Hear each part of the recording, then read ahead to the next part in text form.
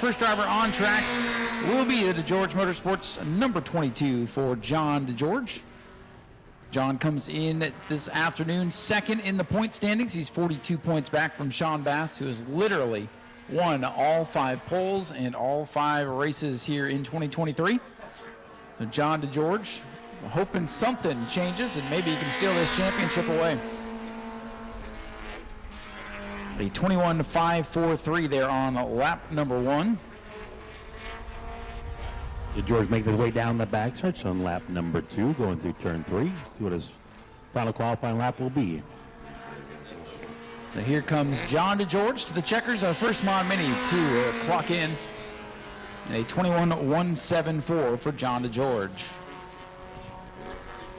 Car number 29 here for Aaron Jackson will be the next car on the clock. He is our leading rookie for 2023. He comes in 4th in the standings. It's been a solid season. They've kept the car out of trouble and looking for a good run.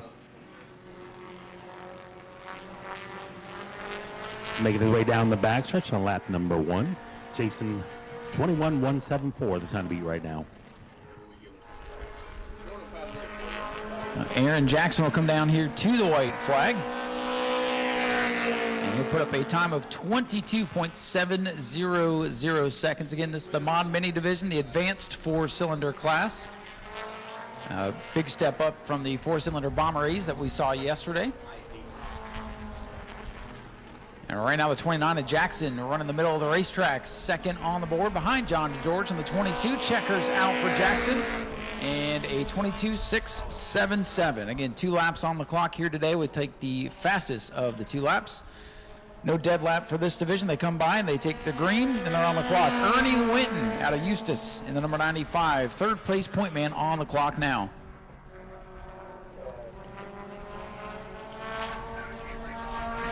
Everybody still chasing the 22 of John DeGeorge.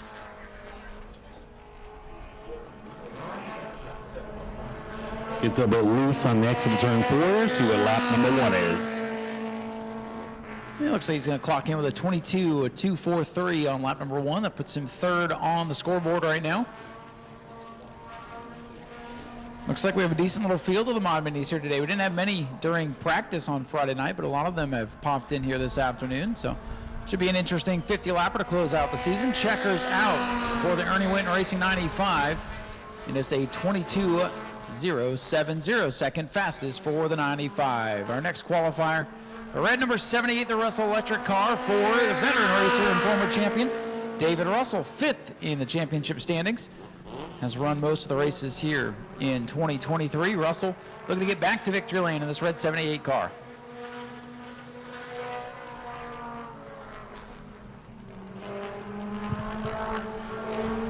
Russell going to bring that red number 78 to the white flag here. See what the time is. It's a 21.688. He jumps up to 2nd quick.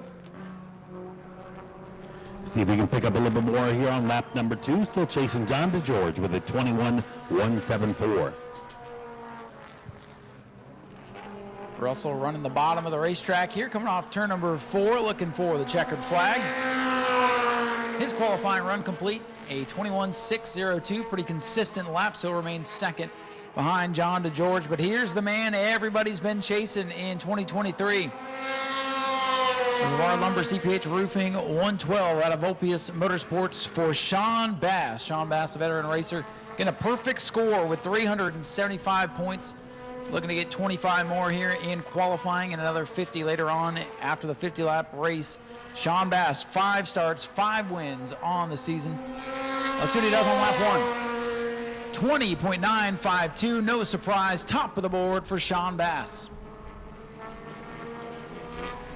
Sean looking to win all 6 races of the 6-pack series that started back here during the Red Eye in January.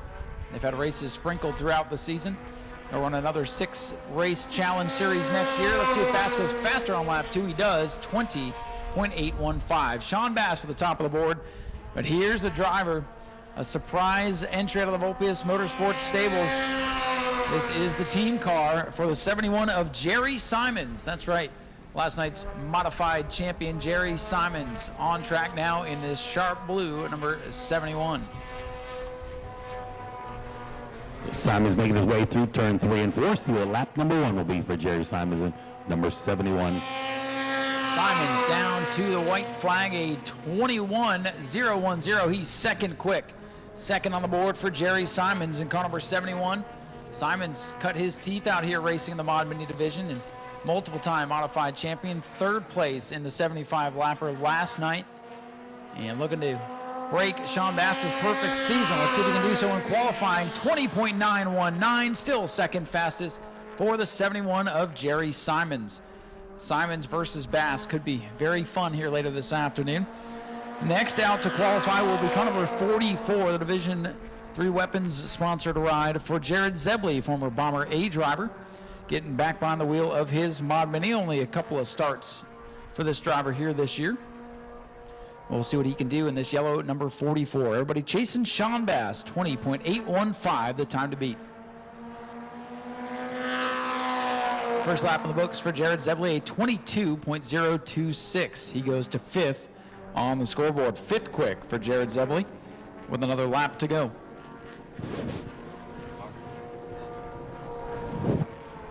Making his way through turn 3 and 4 for lap number 2. See if he can pick it up just a little bit.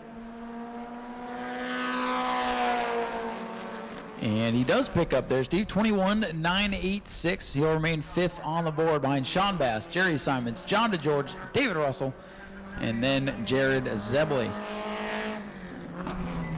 Now coming to the line is James Glover in the 33, and that is not the sound you want to hear.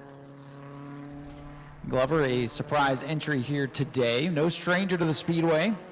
No, we've seen him here in modified racing in the past.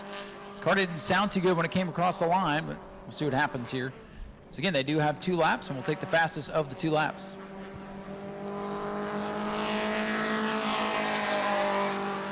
A 25.581, obviously not what they were looking for. Get the car up to speed now on lap number 2, making their way down the backstretch. I think this lap going to be a little bit better, but they might have some work to do. They will be able to go make adjustments on these machines before the 50-lap feature event. Get first trip out for this machine here to New Smyrna this year. And a good pickup there, 23.444, but still some work to do for the Glover machine.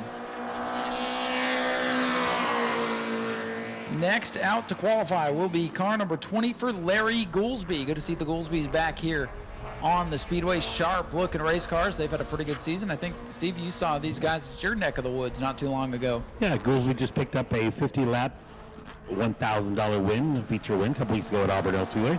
So lap number 1 is for Goolsby. Fast lap number 1 up to 4th, 21.494. A little bit loose there on the exit of turn 4, but loose is fast, goes to 4th on the board. Larry with a handful of starts out here the last couple of years. Good to see him back out here and fresh off that win over at Auburndale, like Steve said. See if Larry can pick up here on lap number 2. Goolsby to the checkers, a 21.226. That'll keep the 20 car in the 4th position. Looks like next out to qualify as we're getting down to, looks like our last 2 qualifiers, as a matter of fact. This will be the 6th machine today for Mark Brote, driving the car normally piloted by Rex Christensen. But Mark Brote, longtime veteran of the Mod Mini division, on the wheel of the usual V3 machine, but this is the 6th entry today for Mark Brote. Mark comes in 8th in the point standings. And let's see what happens here for Mark Brote. 23.007 for Mark Brote. That'll put him 9th on the board.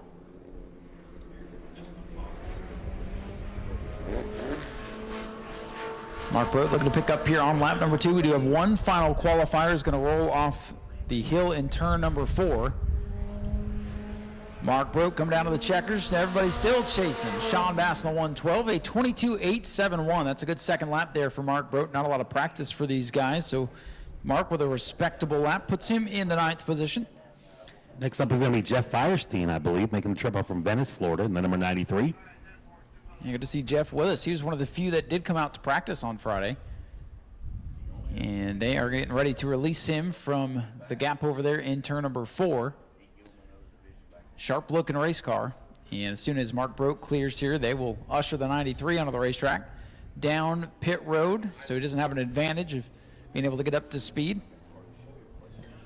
So again, this will be our final qualifier for the Mod Mini Challenge Series. Good to have double-digit Mod Minis on the property here today. Time to beat right now is a 20.815 for Sean Bass. Jerry Simon second at a 29.19. Showing third on the board is the 22 of John George. And it's Larry Goolsby and David Russell. We'll see where Firestein clocks in here. Dayglow orange number 93 machine hits the Speedway, our final Mod Mini qualifier, before we switch gears and get ready for Governor's Cup qualifying.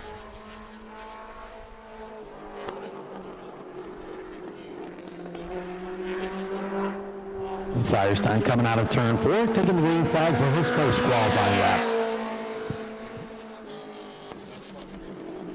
This team pretty strong down in the more southern racetracks here in the state. I know they run over at Showtime pretty often, and they usually have some good success. We've seen the Firesteins, and you've seen Dean's Tree Service on the side. We've seen those cars out here before, so they know how to get around here. Let's see what they do for a time. And a 22, all twos up on the board, 22.222. He couldn't get any better than that. It's a perfect lap in my book. However, that's only 8th quick, so they're looking for more here on lap 2.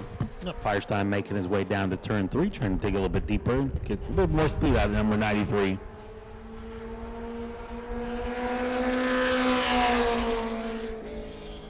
He does just that. P6 on the board, 21 at 927. Not a bad pickup there on lap number 2. And we'll see what the 93 can do. A lot of people came in today trying to knock Sean Bass off the top of the scoring pylon. Again, he's won every pole and every race thus far, and looking to cap off an immaculately perfect season if he can win this afternoon's 50-lapper. That 50-lap contest for the Mod Minis will come up after our Governor's Cup 200.